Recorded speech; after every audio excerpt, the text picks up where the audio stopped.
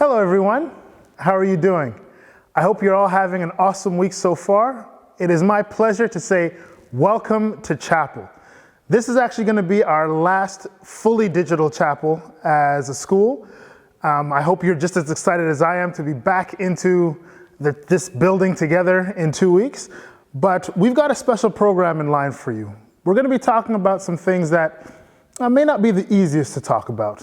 I think everybody in this place knows about situations going on in the United States and discussions around racism and racial inequality.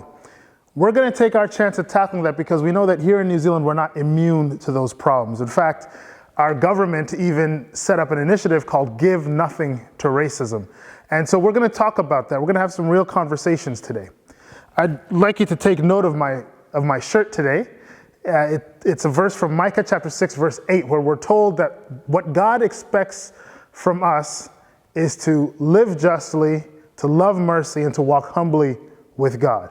And we're going to talk a bit about that idea of justice as it applies to living together here at LAC. So I hope you sit back and enjoy and ask yourself some real questions about how we relate to how we see each other.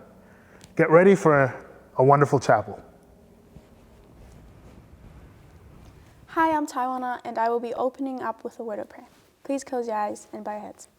Dear Heavenly Father, we thank you for another time where we can get together and have chapel.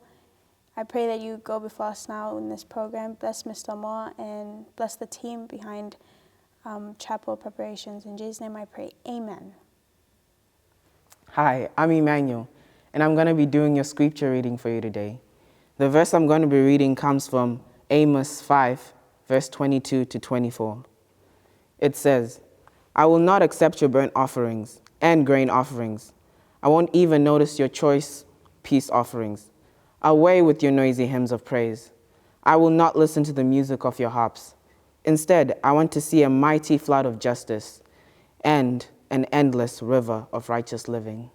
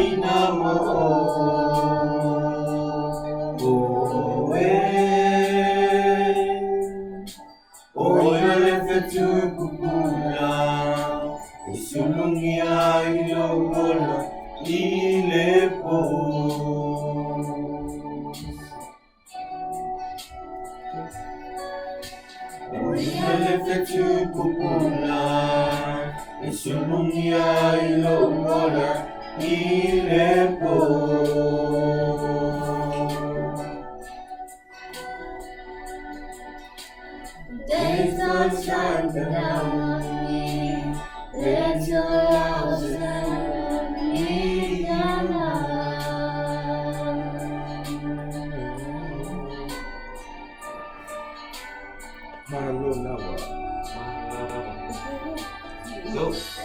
Thank you.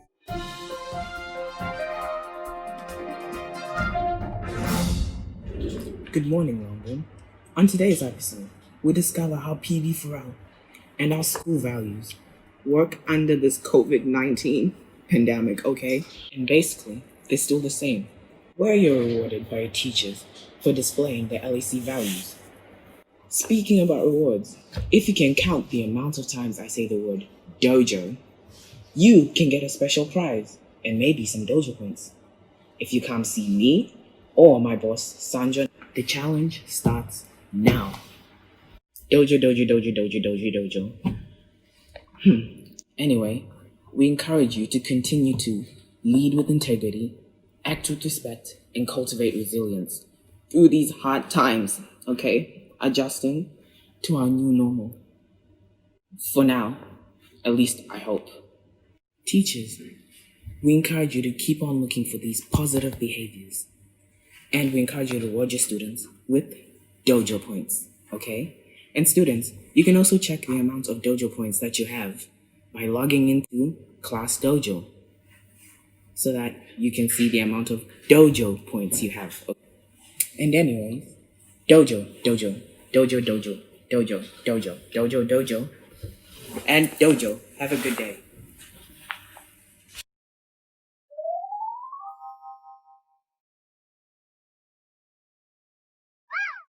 Hello, welcome to my bathroom, and welcome to the happiness corner. I didn't name it, Mr. Moa did. Today, I'm going to be asking other people what's making them happy right now. But first, I want to show you guys what's been making me happy. I have two things, guys. I'm gonna cheat, okay? My first thing is my dog. Say hi, Bucky. The other thing that made my day is this video of Jack Black doing the weather report here in New Zealand, trying to pronounce the kind of complicated names. It's working now. Sprinklers are on in Taupo and Tokoroa.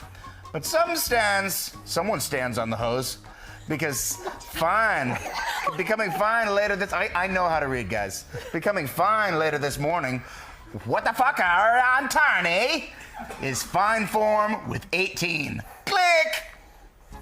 Now let's hear from other people. What's one thing that's making you happy right now? Rugby's back.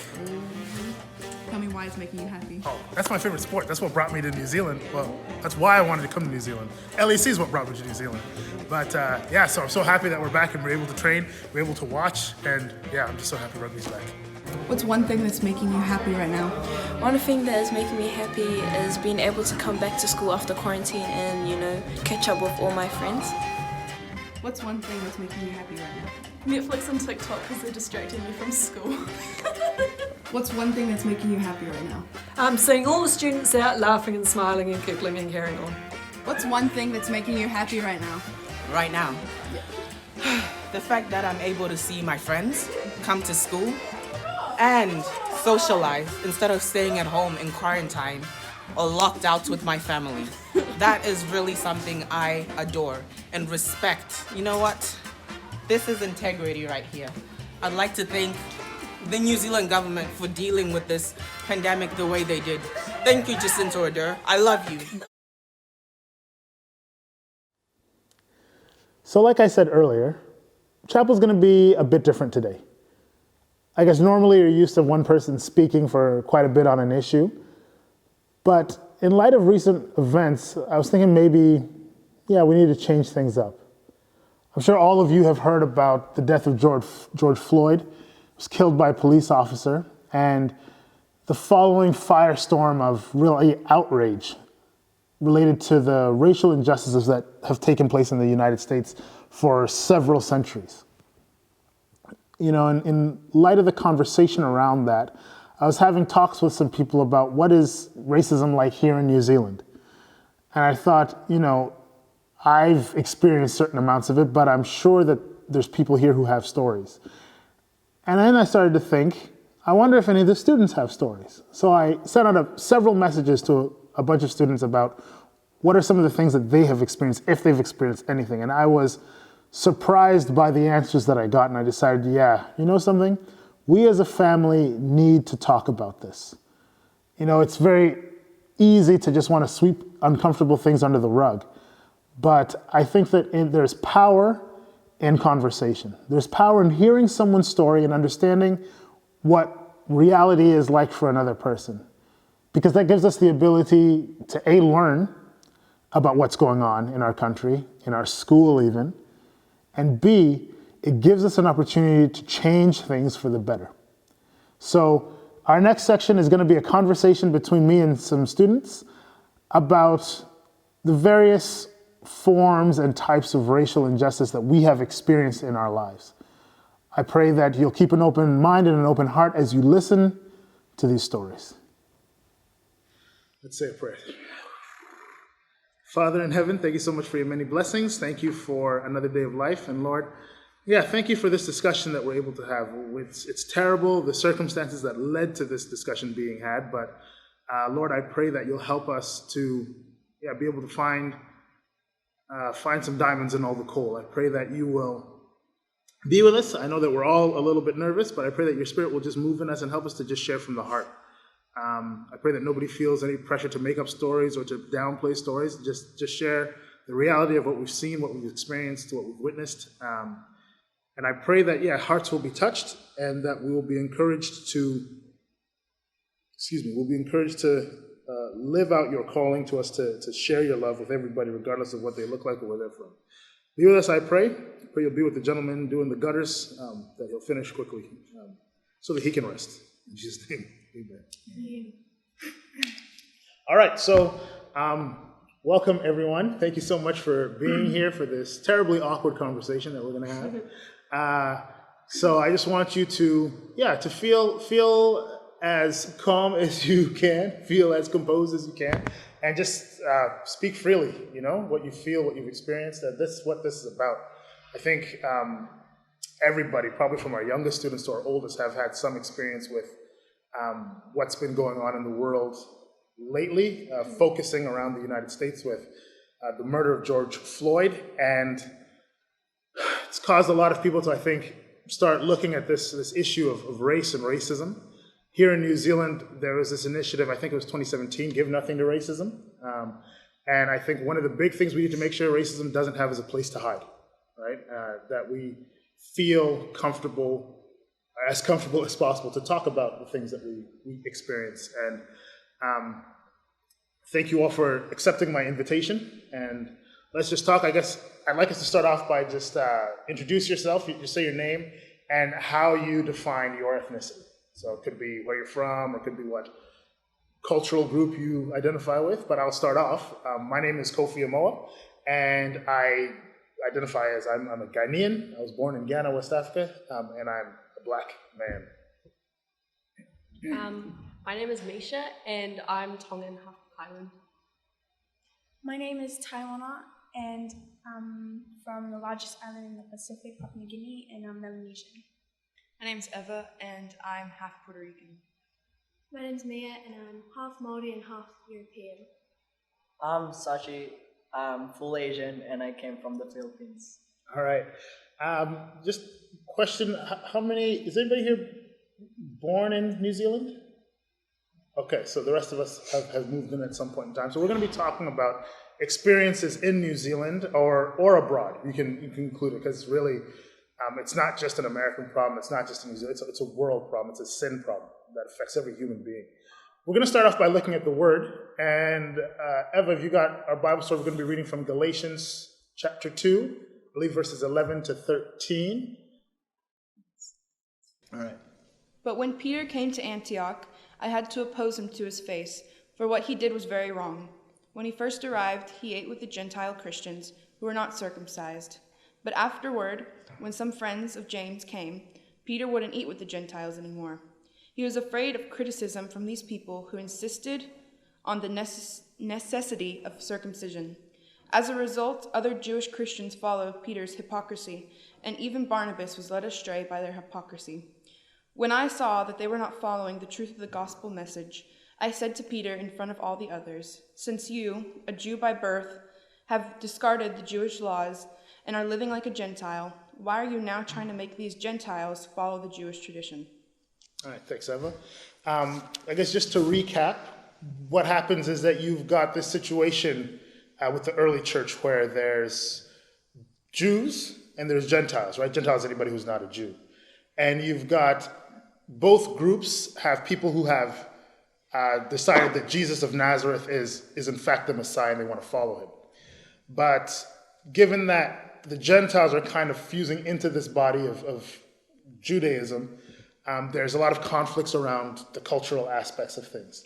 And so there's discussions about circumcision as one of the big things. But essentially what we have here is we have Peter, who, when he's just around Gentiles, he has no problem sitting, eating, talking to Gentiles, right? No issues at all. But as soon as other Jews enter into the area, he suddenly doesn't want to sit with them because he knows there are these sort of prejudicial ideas about the Gentiles because they aren't circumcised, because they aren't this and that, right? Things that don't really have to do with the gospel.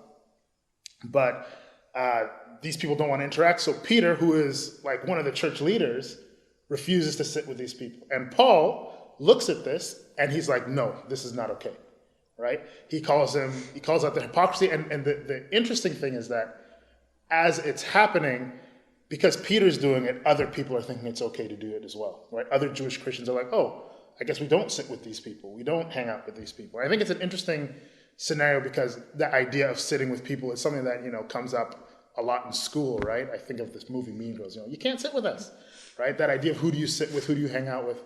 So I guess just, if anybody, what in that story stands out to you, like in the context of we're talking about racism and that sort of social injustice, what stands out to anybody? I think what stood out to me was it Peter, who was not doing, was kind of being hypocritical. Mm-hmm. He was very influential at the time, Mm-hmm. and by him choosing to do something that was wrong and him not saying anything about it, he was just kind of he led everyone else. Mm-hmm. To me, that shows the importance of, if you're a Christian and if you're carrying, the Christian name, how important it is to not be racist and do what's right, Mm-hmm. because other people will look at you and follow what you do. Absolutely. Anybody else? Anything that sort of stands out to you? Yeah, I think what Eva said kind of like sums up everything.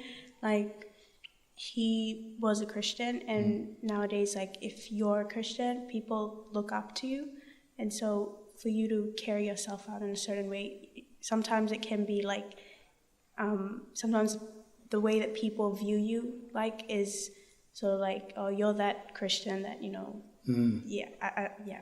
So for Paul to be doing something like that, it's kind of like he's, like what Eva said, he's not really like doing what he was supposed to be doing. Yeah. I think, yeah, that's what I think. Now, what do you think about Paul? Paul calls him out in public. Right? He says, I rebuked him to his face, depending on your Bible version, but he says, I called him out to his face. I called him out in front of other people. What do you think about that? Anybody ever been called out in public or called somebody out in public? In school? Does not feel good, right? Why do you think Paul did it publicly? Why not just like pull him aside and have a quick whisper to him? Doing the right thing. What do you mean? Integrity.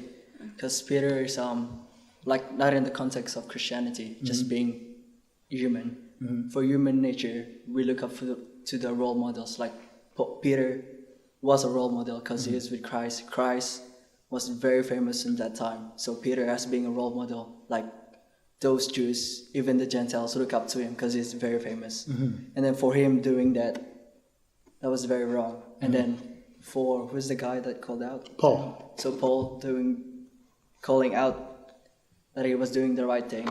So that audience who was like looking at Peter at that time, we were like, oh, yo, this is our role model. He's doing the wrong thing. He's human. Mm-hmm. But looking at that mistake, we should not like always follow the role models. We should like think before we act. I think Paul saw that there was like a neglect of power, that Peter had this power, and that he was using it. Wasn't using it actually. He was doing the wrong thing with it. Were you going to say something, Ty? Okay.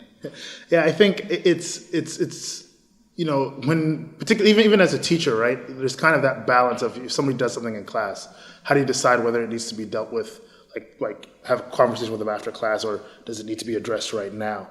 But I think here Paul sees this like really blatant kind of abuse, right? I mean, what does that tell you as a person? How do you feel about your worth as what's supposed to be a child of God if church leaders refuse to sit with you because of where you were born, right? And it's not even just they refuse to sit with you; they only sit with you if it's just you, right? If other people are around, they won't. Like I don't even just if you remove race from the discussion, even with friends, right? If someone's willing to hang out with you one-on-one, but as soon as other people come around, they just act like they don't know you, like that hurts, right? That says something about the value that you have. And it just so happens that the thing that is driving is this kind of ethnic, cultural, really racial divide that they have in the church at that time. Now, that's all good and well for them, 2,000 plus years ago around, but like, does that still happen today? I think so. I guess as I've looked at the history of, you wish that the history of Christianity or of Seventh-day Adventism was like perfect, but it's not, right? A few months ago, I shared a story about how when in the U.S. schools and other services were segregated, hospitals were too. And this African-American lady tried to go to an Adventist hospital. Because she was black, they wouldn't serve her, I know that back home we have issues with like people who, it's wild, people won't even worship together, and we won't say it's because of race, but it's like when you go to the churches, it's like, oh, something very common seems to link everybody who goes to this church and goes to that church, and then I think in a context like America, it is easy for it to be very kind of clearly seen, but I guess I hear a lot of people talk about it's different in New Zealand, right? It's different in New Zealand. And I guess what I would like, because I'm new to New Zealand, I've had things that I've experienced, but I guess I'd just like to hear from you if you've ever experienced or seen or heard of that kind of racial inequity kind of happening. I think it's very casual in New Zealand. Like, nothing big happens that makes everyone go, whoa, that's like really bad. But it's like just casual. It's like, I think people have accepted it how it is. So like when nothing big happens, it's hard to see why there needs to be a change. Very true. Very true. Anybody else? Anything that you've ever experienced or you've ever felt? Being a part of like the Hispanic Latino community is really interesting because you have people that are very pale like me, and then you have people who are Afro-Latino, which are very dark-skinned. And it's always been kind of hard for me to like wrap my head around how all of us we come from the same culture, where we live the same kind of lifestyles and ways, but it's just the skin tone that divides, It really like brought to my attention, it's just the skin, like it's the skin. People say, oh no, it's other reasons, but I know that if I was standing with one of my darker cousins, no one would question me about anything or question, what my intentions were for anything. Yeah. But just because they're darker, like some people just have this in their mind that it's the skin color, which doesn't make any sense to me because, skin isn't tied to, how you act. Yeah. So I guess, I have kind of seen a unique perspective. Well, being a Pacific Islander in New Zealand, there have been times where I've encountered racism, not to a large extent, but enough to like make me feel uncomfortable. A common one is being followed around in grocery stores. It makes me uncomfortable knowing that they see me as some kind of criminal just because I'm Pacific Islander. And I feel like that says a lot to like other Pacific Islanders in general.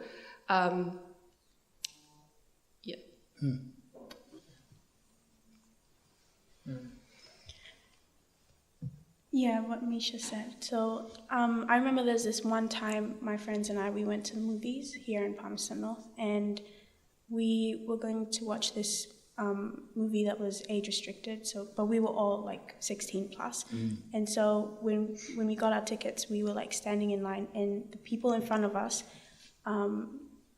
they looked our age, some of them younger, and so when they were going into the movies, like the person collecting the tickets, she wasn't questioning them. She was just letting them through and everything like that. For us, when we came up, when we were about to go in, she like stopped us and she asked for like identification and she asked all these different questions. And that kind of made me question like, how come the people in front of us weren't asked these questions, but we were asked?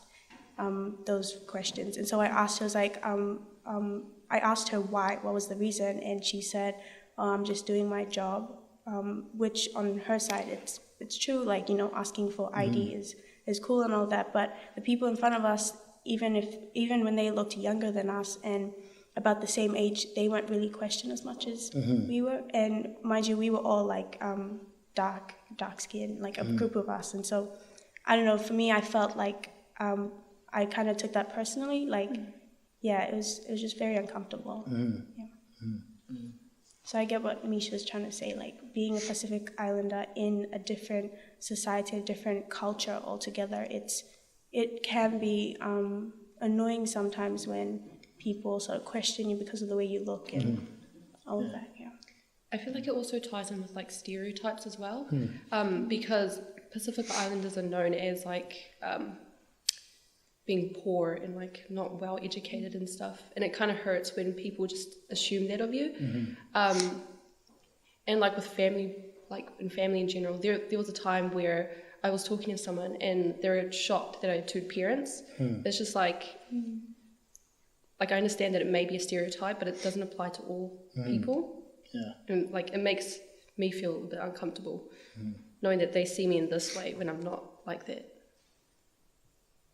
Yeah, I think a lot of you get a lot of people who their entire understanding of you is based around stereotypes, right?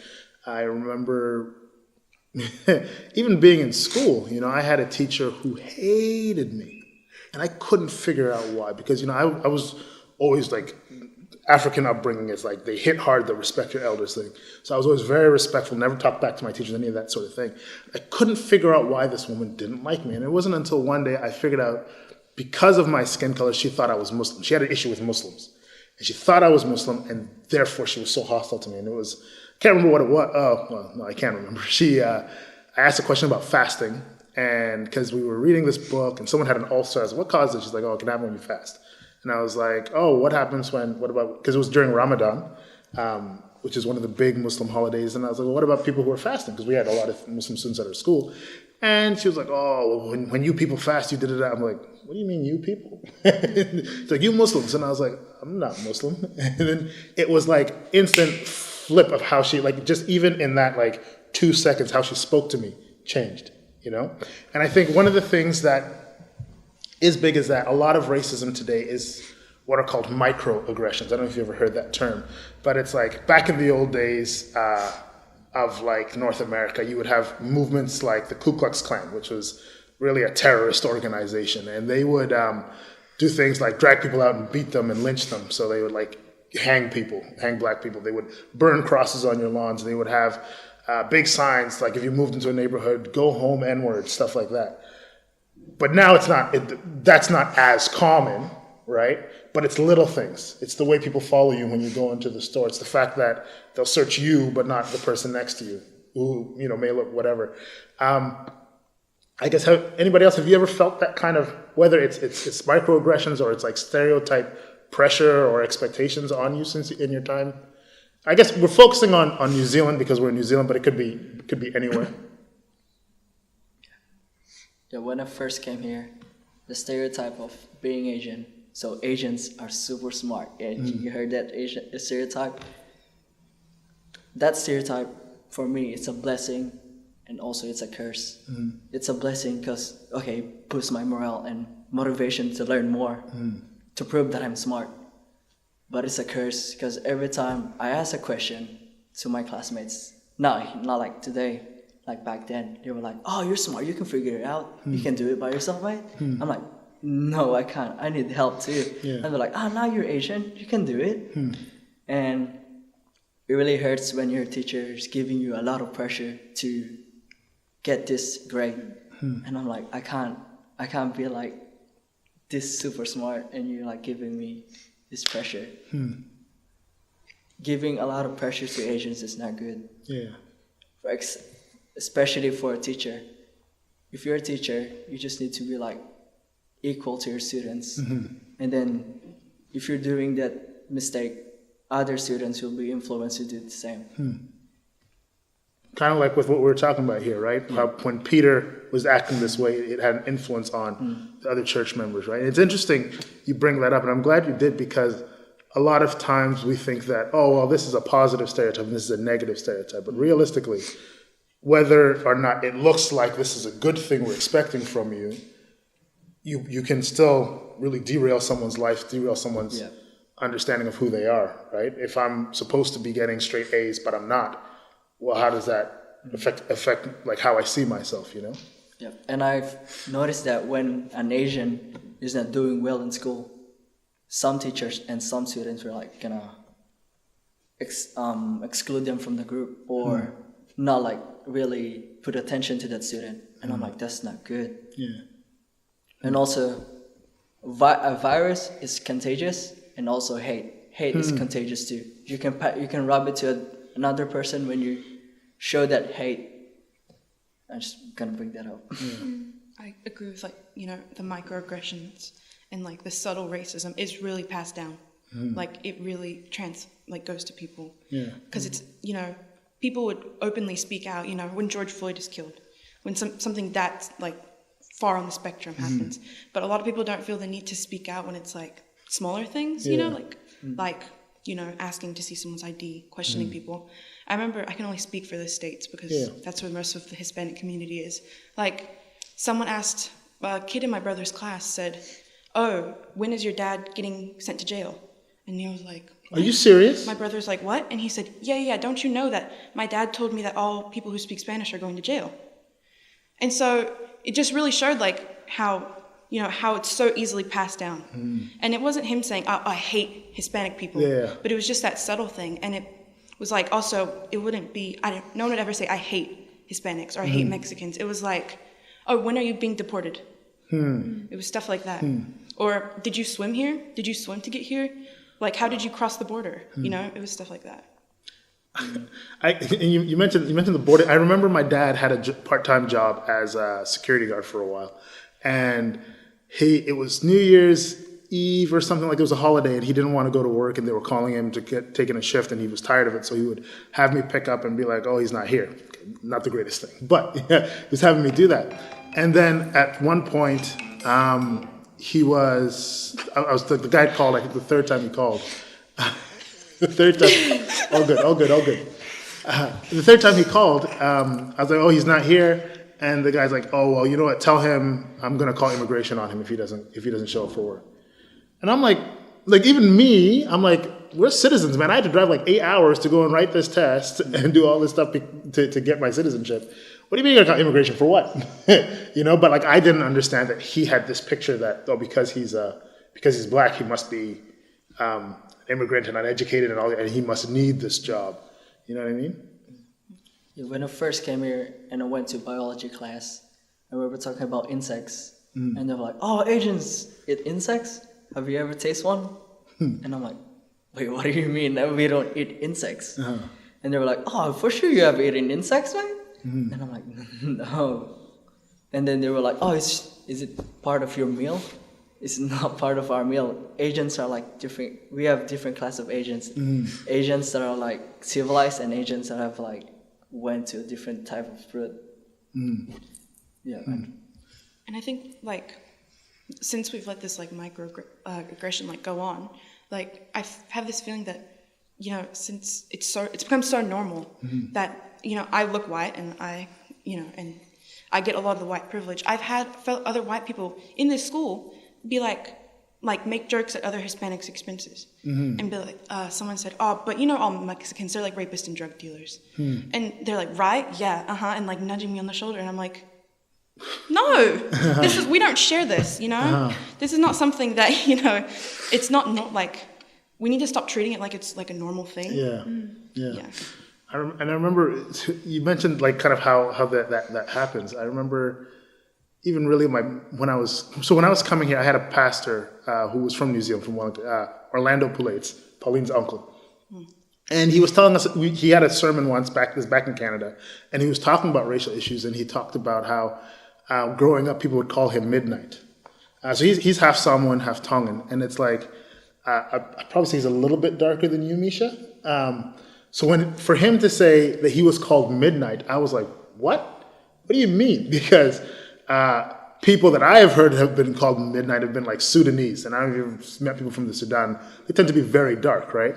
And so I was like, man, people are gonna think I'm like a black hole or something like, you know what I mean? And but it's interesting, and even with what you said about your brother's class, because Ramses isn't that old at all. But like, I know I go to the store, I go to Countdown to buy something, and like inevitably, I'll have some kid who sees me, is like, oh, he's so black. Look how black he is, Or like I'll go to a park and some kid will be like, oh, black man, how are you? And I'm like, and it's like there's this, you're expected to just kind of absorb it, right? Just kind of let it be. And like parents will either say nothing or they'll be like, oh, don't talk about it, and even in that, it's like you could be like, yeah, he's black and there's nothing wrong with that. People look different, but it's like, no, just like, we won't talk about it. We won't talk about it. Just like, oh, sorry. And then just like kind of hustle away really quickly.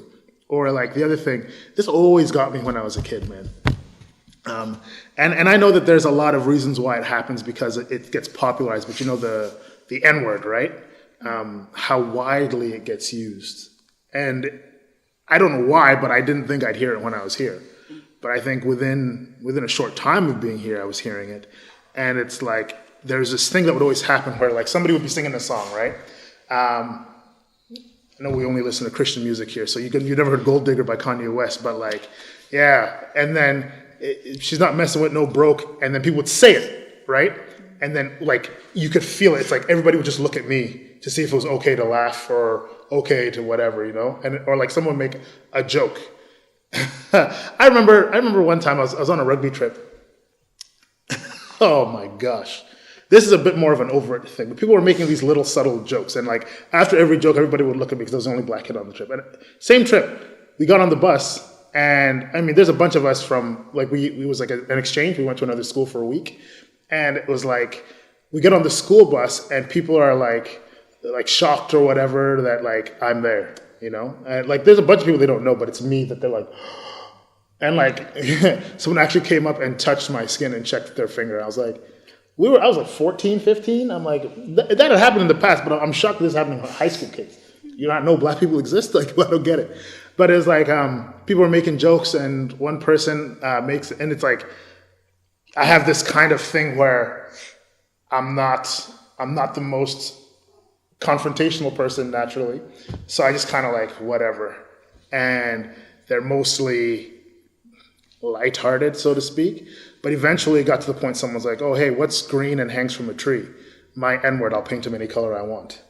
And I was like, what? But like even myself, I'm thinking like, because I let them say this, and I let them say this, and I let them say this, and I let them say this, it's like, I feel like, oh, I shouldn't say anything now because I was okay 2 minutes ago. But the fact is, it was never okay, right? From the first joke that got made, it was never okay. But we allow microaggressions to slide because you get, I don't know if you don't know if you're familiar with the phrase gaslighting, you get gaslit. It's like, oh, you're overreacting, you're this and that. It's just a harmless joke. Why, it didn't have anything to do with your race. They were just doing their job, But it's like, no, you've actually treated two groups of people differently. You've actually said something that's offensive to me, and or you've actually said something that's offensive because, like I said, you have all these people who are like supposedly, for lack of a better term, nice white people, not racist white people, but they're okay to let someone say this as long as I don't seem offended, right? They'll check me first to see, is it okay, or am I supposed to tell them off for this? That's why I'm so glad that Paul didn't wait. And Paul, if you think about it, Paul is in the same class as Peter. He is a Jewish male, right? He's not the one who's the target of the mistreatment. But he's still like, no, this is not acceptable, right? And I think one of the big reasons why I wanted to have this conversation is just that sort of, how is it that if somebody's whole experience with another group is based off of stereotypes, they don't know that you deal with these things. They don't know that when they make that joke about your hair, it actually hurts. Like, this is what my hair looks like. Why is that funny to you? Is that a important joke? Or this is what I eat. Is that a problem? How did it make you feel when when you were that age and you had those things said to you, like, how did you feel about it? It's an interesting, my brother was interviewed by one of his fellow pastors, and it was like, you start to, because it's so subtle and because it's so, repetitive, it really starts to I felt it kind of starts to undermine things about you.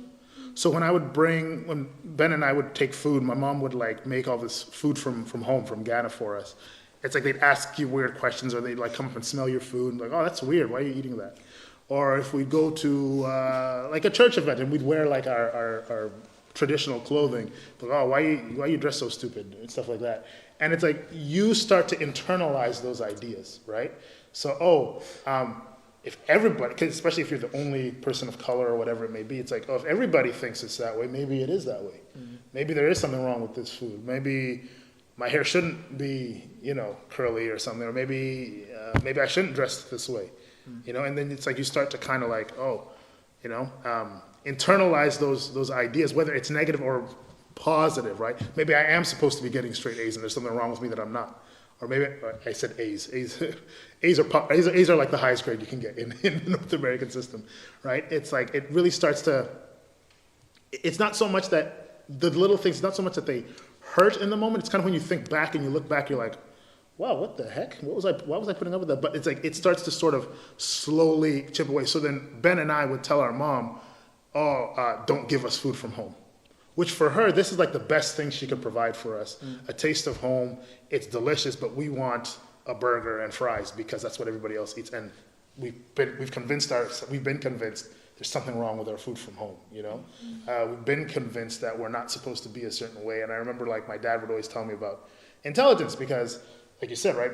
What do you mean black people are smart? They're not supposed to be smart. But it's like, he would always say, like, don't let people make you think you're not supposed to be intelligent, right? But people would tell me because of the way I speak, why are you so white? Right? Because I speak intelligently? Is that, what are you saying about how I'm supposed to speak, Or because I do well and the scariest thing for me, looking back at it, is that I would get that from white students and from black students, right? Because they've accepted that lie that we're not supposed to be smart. We're just supposed to do sports and this and girls and drink, and that's it. That's all there is for us, right? And which societally, all my teachers are white, all the police officers, all the judges, all the doctors are all white. Oh, but when I turn on TV, I see criminals, they're black. So I guess that's what we are supposed to be. So how come you want to be white, studying for your school? You know what I mean? And it's like, it's wild. Gaslighting is really confusing when you're young. Like, I would see really close family members on my mom's side, which is white, make these jokes like, again, like crossing the border, which were not even Mexican, but like to my dad, they're like, like, how was it like swimming over? And then my dad, obviously, he always stood his ground and would be like, like, that's not funny, don't make that joke. And he would always be like, you can't take a joke. Like, I'm obviously just joking. And for me, being young and growing up around that, I was like, man, like, are we just being like, maybe it is just a joke, It's really confusing. And it's especially confusing when you come from two different cultures to see that, because it's like, you get really, like, it just throws you off because you're being told, like, it's an overreaction. And it's the people that look like you that are saying it, those like mean and hurtful things. Yeah. So, don't even really know where I want to go, but I guess just this idea of what can we do? I think one important thing is conversations like this, right? Have conversations with people to find out what it's like to walk in their shoes. I mean, like me, I asked you a question over IG, and you told me about some of the things that people have done, and I'm thinking to myself, what on earth? Why would anybody say that to me? She's so well behaved, and she's so this and that, and like her parents are very respectable. Why would anybody think ill of her? But it's like, it's interesting how it's like, that's just my picture from the outside of you, not realizing that you might have experienced something, So I would say to teachers and to other students, like, have conversations with people who don't look like you. Have conversations with people who are from different backgrounds, because you would be surprised at how many things people are letting slide with a smile. Because, if you do say anything, you're overreacting.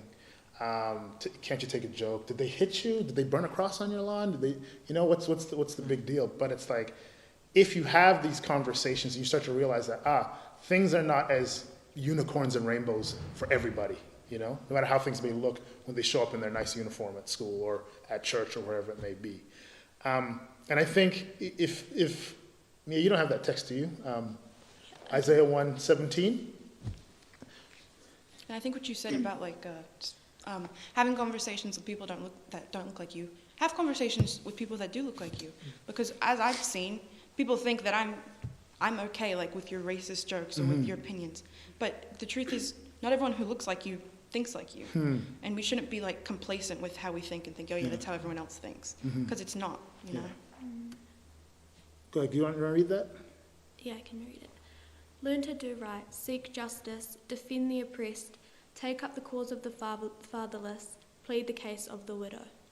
And that's like an essence of what the gospel is, right? I mean, the gospel kind of has those two components, the heavenly component and the earthly. And the heavenly component is meant to have direct impact on the earthly component, you know? In the book of Isaiah, God is talking about how like everybody is still going to church, they're still sacrificing this and that, but they have no concept of right and wrong, right? So there's the big sins, the adultery, the sleeping around, there's this and that, the riot, the wildness. But then there's also these things where it's like people can see somebody being oppressed and do nothing about it.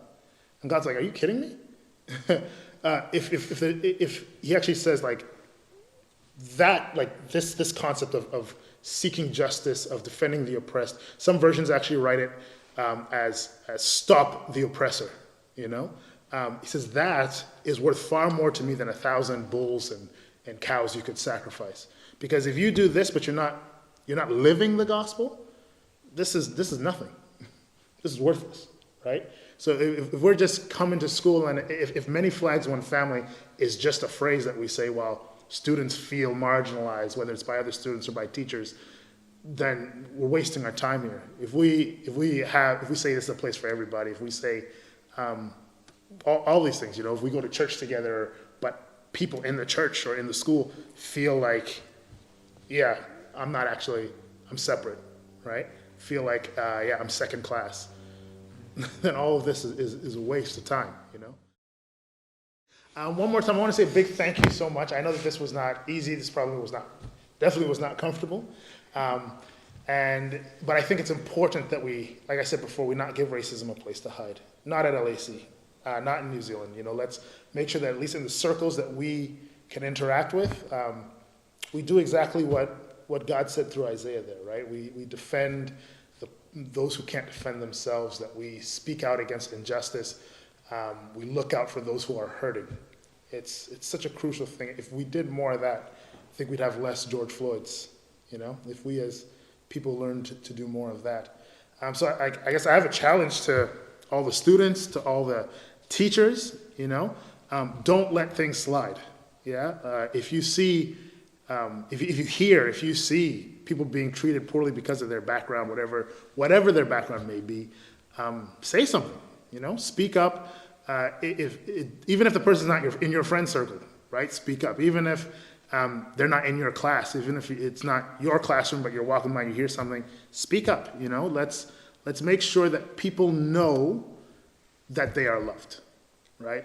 Not just saying we love them, but people know by our actions, by the fact that we'll stand up for them and for the cause of the gospel, that they are loved and that this is a place that they're meant to feel welcome. Let's bow our heads and say a prayer to close. Father in heaven, thank you so much for your many blessings.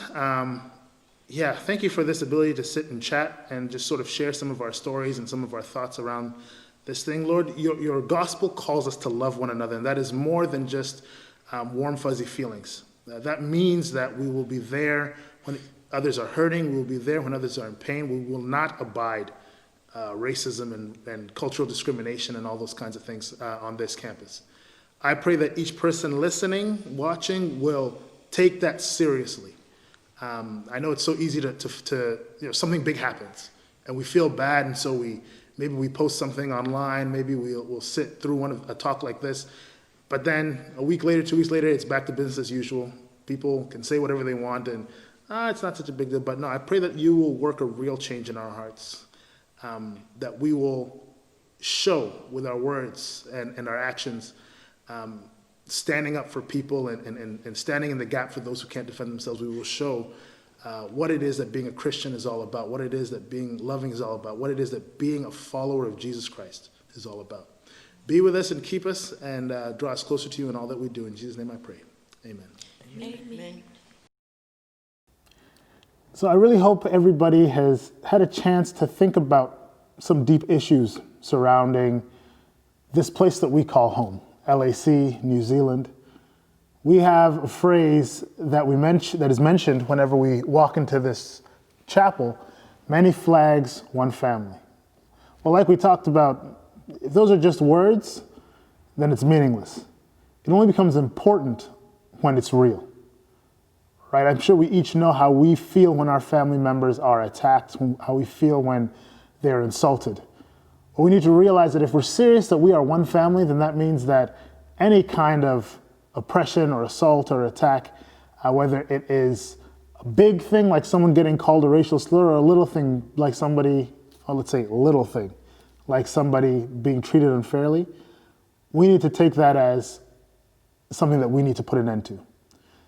You know, if we take seriously this passage, which tells us that all God requires from us is that we live justly, love mercy, and walk humbly with him, it's going to be important that we do look out for one another. It's going to be important that we do stand in that space for people who don't have a voice for themselves. Whether you're a teacher or a student or an administrator or a parent watching this, I hope you'll take the challenge that was given very seriously, right? Learn about somebody who's different from you. Learn what it's like to walk in their shoes. And when you see places where intolerance rises its head, put an end to it. Because the fact is that silence, it's not okay. Playing along, really not okay. Let's make sure we are Christ's hands, feet, and voice on this earth. I want to say a special thank you to everybody who participated, especially those who were part of the discussion and lead up to the discussion. There were many people who wanted to be a part of it, but just for the fact of physical space, we couldn't have everybody. I thank you for being brave enough to share your stories with us. I know it's not an easy thing to talk about. I know it's not a comfortable thing to talk about, especially since you have to come back to school and meet maybe some of the people who have said things or done things to make you feel uncomfortable. But I pray that this exercise, this activity will bring us closer and will be opening a door for more conversations to take place in the future. Let's bow our heads and say a prayer to close off chapel. Father in heaven, thank you so much for your many blessings, and thank you for the blessing of all the different people and the stories that they bring. Lord, unfortunately, in this sin-sick world, those stories are not all bright and rosy, but they carry bits and pieces that really hurt. Some bits and pieces are bigger than others. I pray that through this conversation, we would start to really ask ourselves about how we treat one another, how we see each other. I pray that we will not be people who just bring offerings and nice sounding songs, but don't bring forth that flood of justice and of living righteously. I pray that your justice in standing up for those who are oppressed will be lived out in our lives. Let us look out for those who cannot speak for themselves. Let us look out for those who are oppressed, who are insulted, who are made to feel less than. Forgive us the times we have participated in that in the past. And I pray that you will give us the eyes of your Son, Jesus, that will look and see where it is that we can stand up for somebody, where we can learn to really live justly, love mercy, and walk humbly with you.